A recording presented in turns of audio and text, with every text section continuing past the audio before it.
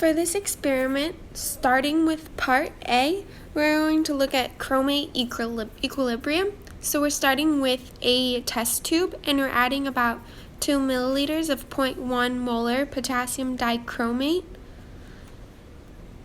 And then we're adding by drop about 2 milliliters of 3 molar sulfuric acid, and then we're writing our observations down.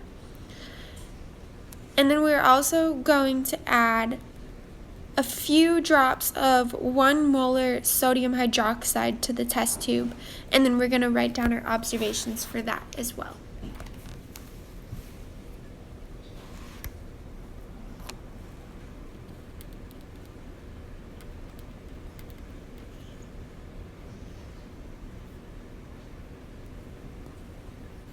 Now on to part B, we're looking at the dissociation of acetic acid. We're taking a test tube and adding 2 milliliters of 1 molar acetic acid. We are also going to add 3 drops of methyl orange indicator, and we're making sure that we stir the solution.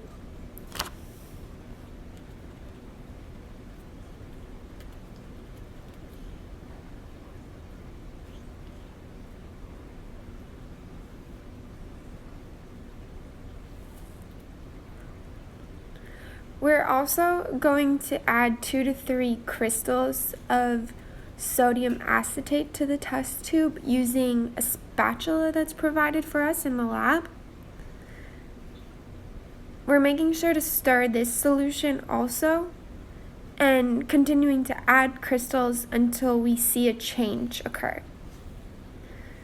We're then going to repeat the first 2 steps with the acetic acid and the methyl orange indicator in a new test tube, and instead we're going to add 1 to 2 drops of 1 molar sodium hydroxide to the solution and then write down what we observed from that mixture. On to part C, we're looking at the dissolution of ammonium chloride. We're going to add about 2 milliliters of saturated ammonium chloride to a dry test tube, and then we're adding concentrated HCl by drops until we observe a change. We're also then going to place this test tube in a hot water bath for about 3 minutes. And then we're going to get another clean test tube, add a few crystals of ammonium chloride,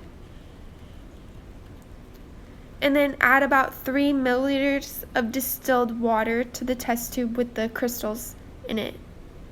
And we're checking for a change in temperature of the test tube itself.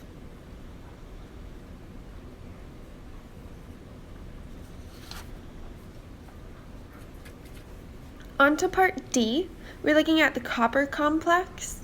We're taking the test tube and we're adding 1 milliliter of 0.1 molar CuSO4.